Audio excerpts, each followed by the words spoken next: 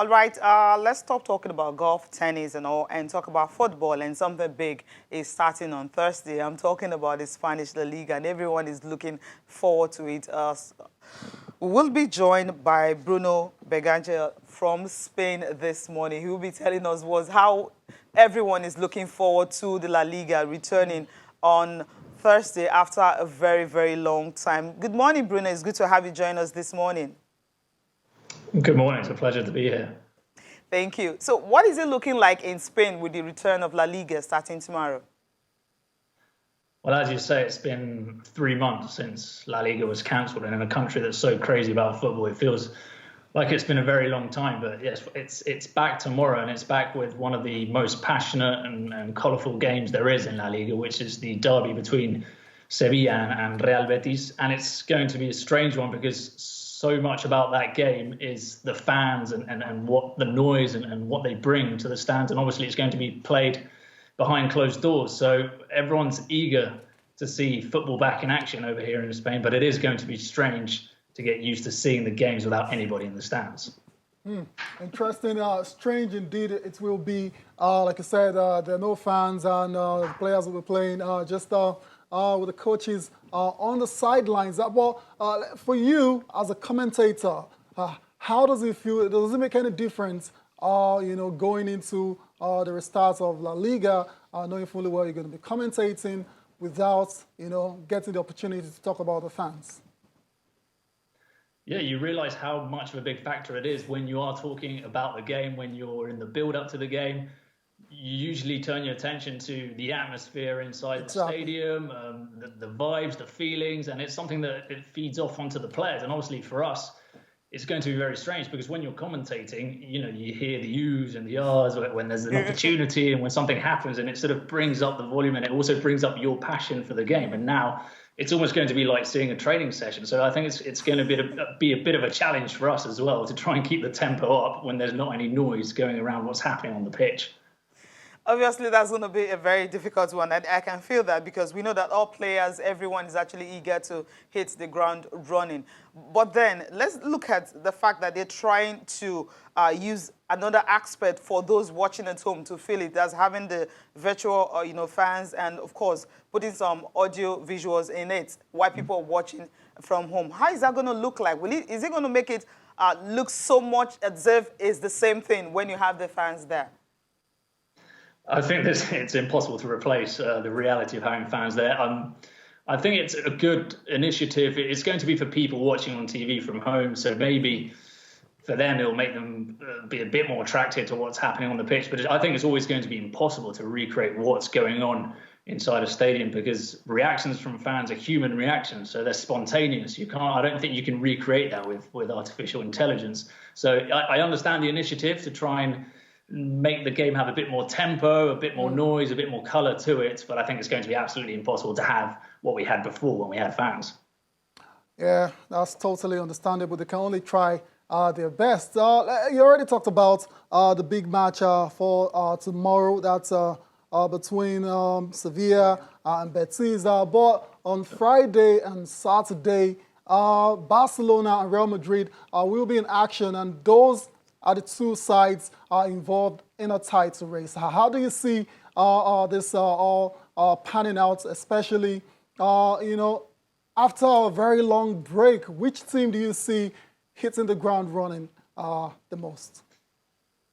I think it's going to be difficult to know who comes the best after such a long time out. But the good thing for both teams, the fact that there's been 3 months without any competition, is the fact that they've been able to recover key players. So at Barcelona, for example, Luis Suarez was out injured as he'd had surgery on his knee. He was out injured pretty much for the rest of the season. They've got him back in action, so that's a big boost for Barcelona. And for Real Madrid also, Eden Hazard, who's one of their star players, he was out until the end of the season with an ankle injury, and Marco Asensio also with a knee injury. So 2 important players back for Real Madrid as well. So Quique Setién, manager of Barcelona, Zinedine Zidane, manager of Real Madrid, have both pretty much got full strength squads heading into this final stretch. And if you're asking me to say who's going to win the title, well, it's been almost impossible to predict from the beginning. There's been moments when Barcelona have looked better, moments when Real Madrid have looked stronger. And now with this 3-month hiatus, it's going to be interesting to see who comes back better. It's just going to be a short sprint until July to see who wins the title, and I think it's almost impossible to predict who will take it out of those two. I know, Bruno, it's a very tough question to just pose to you there. But just hold on for a minute. We need to go on a break. When we come back, we'll continue our preview of the La Liga and its return after a 3 months break. You're welcome back to Channel Sport this morning. We still have Bruno from Madrid, Spain, our La Liga TV commentator, still with us and helping us to preview the return of the Spanish La Liga. Bruno, before we went on the break, we were talking about which team is likely to hit the ground running out of Real Madrid and Barcelona. So let's just take a look specifically at the fixtures on return to the game. Barcelona go away to Mallorca, while Real Madrid host Eibar. Who's likely to slip up?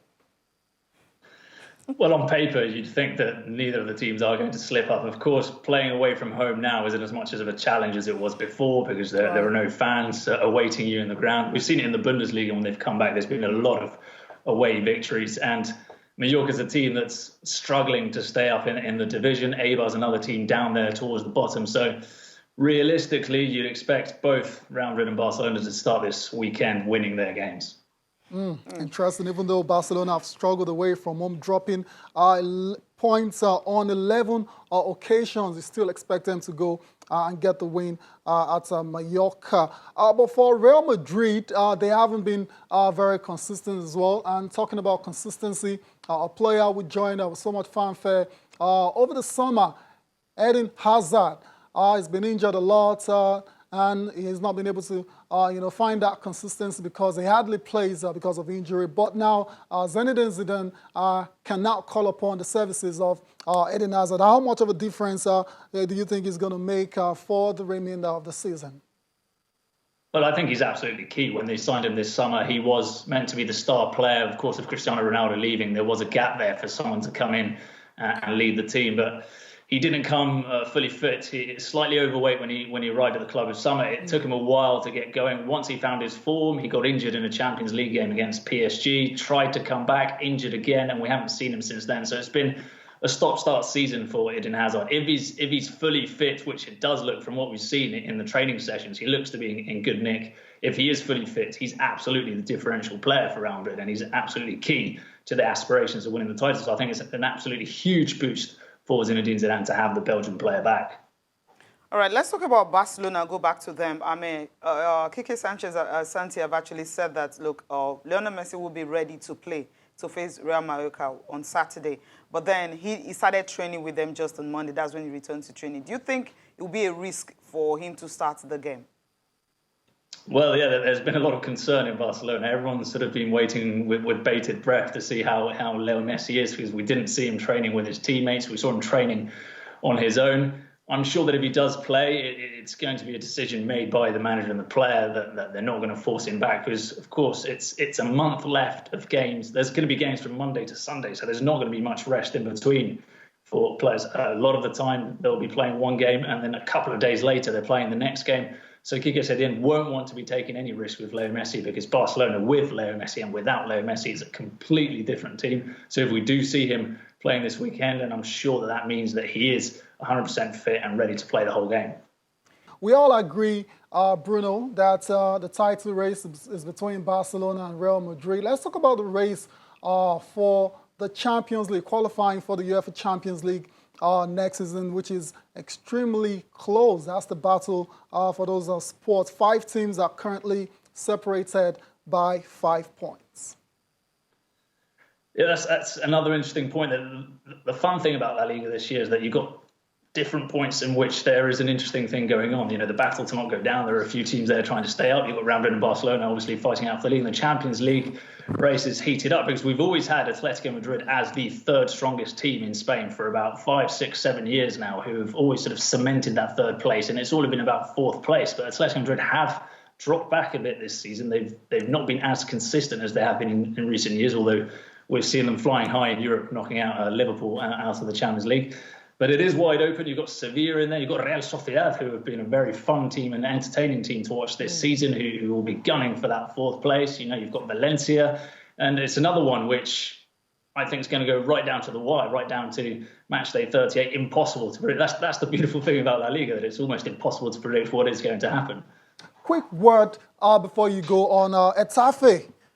They have been very, very impressive this season. A lot of people are not like, huge fans of the style of play, but they have been super efficient. That's right. Yeah, I left Getafe. That's what happens.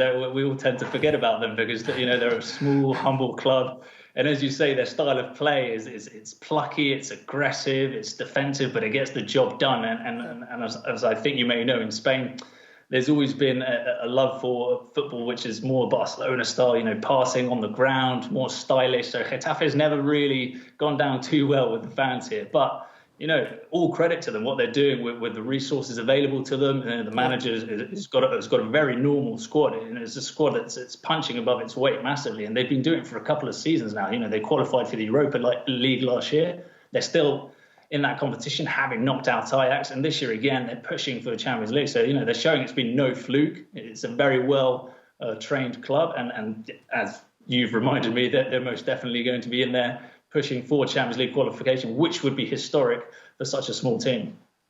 Okay, before we let you go finally, we'll close it with this one. Which of the club do you think can win the league?